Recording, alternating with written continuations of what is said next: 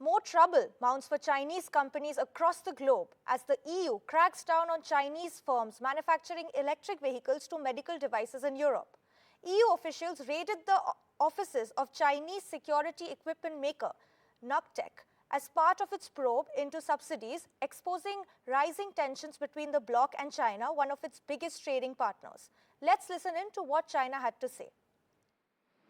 我们敦促欧方恪守市场开放承诺和公平竞争原则，遵守世贸组织规则，停止以各种借口无端打压、限制中国企业。中方始终秉持相互尊重、合作共赢、平等相待、互不干涉内政的原则，发展同欧洲国家的关系。我们敦促有关方面停止捕风捉影、污蔑抹黑中国。 Joining us to discuss this and how this impacts China and whether this is an opportunity for India is Jabin Jacob, expert on China. Welcome to our show, sir. Thank you for joining us. So firstly, I'd firstly like to ask you, why do you think the EU is relentlessly probing Chinese industries in Europe? You know, we've been seeing probes into electric vehicles to medical equipment. Well, I think relentless is a fairly new phenomenon. The EU has actually ignored Chinese activities of Chinese companies for a fairly long time. It's only last year when they passed the foreign subsidies regulation that they seem to have finally woken up, and these raids have started taking place. There are many reasons. From a purely economic point of view, China is clearly in violation of subsidies. The government provides subsidies to Chinese companies, which undermines EU companies and other foreign companies bidding for tenders or products or services in the EU market. That's one. But one could also argue that it's a question of reciprocity. What the Chinese are now accusing EU of, the Chinese themselves have been doing to European companies for decades in China. So the question of fair trade, fair market access, all of these have been problems that EU companies have also been raising for a long time. I think one final point could be that when individual countries in the European Union take up matters with the Chinese are able to target those companies or persuade those, companies of those countries or persuade those countries otherwise. But the EU as a whole provides these European countries cover against specific or targeted action by the Chinese. So I suppose that's one of the reasons why the EU is now able to go ahead with these moves. Right. So this probe comes ahead of Xi Jinping's visit to Europe next week. Do you think now trade will set the terms for bilateral ties between EU and China?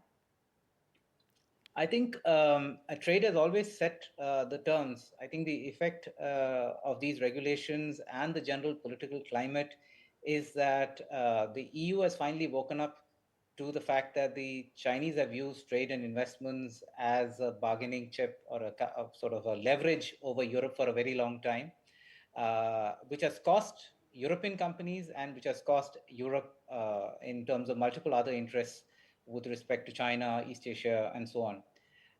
So I would argue that what the Europeans are now doing is asking for reciprocity, which unfortunately for the Europeans, the Chinese are not going to give.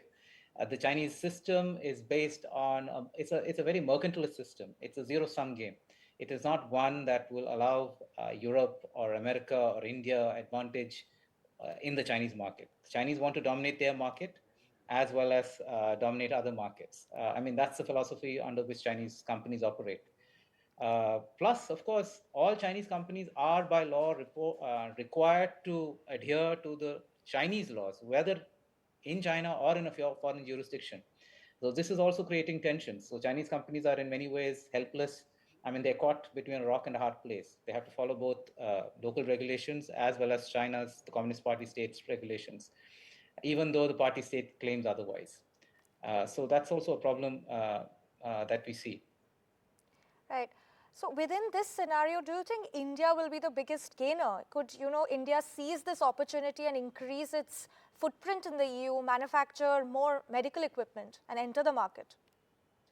So there are a couple of things here. One, of course, Indian companies will also have to now face a reality of very heightened sensitivity and higher regulations or entry barriers to their companies in the European market, right? So they also have to tick all the boxes. That's number one. And whether Indian companies have the scale and the capacity to do that is a question that we need to ask. Now, the EU and the Indian governments can actually sort of cut a strategic deal in which there is greater preference shown to each other's companies. But I think we see that the India EU trade talks, etc. They're also bogged down in multiple at multiple levels. So we need to firstly get those off the ground. The second point is what is actually the capacity of Indian companies in these specific fields? It's not as if Indian companies are market leaders in these areas. So, yes, there is an opportunity, but then we have to move very quickly, scale up very quickly. Our private sector and government sectors have to do a heck of a lot in order to actually fill this gap. And we see this reverse also happening in the sense that we expected Chinese companies or foreign companies under pressure in China by the Chinese as well as their own governments. Everybody expected friendshoring to happen and companies to move to India. Now that has also not happened. So, I mean, there are a bunch of conditions in India itself that we need to first fix in order to take advantage of these developments elsewhere with respect to China. Right. Well, thank you so much, Mr. Jacob, for joining us.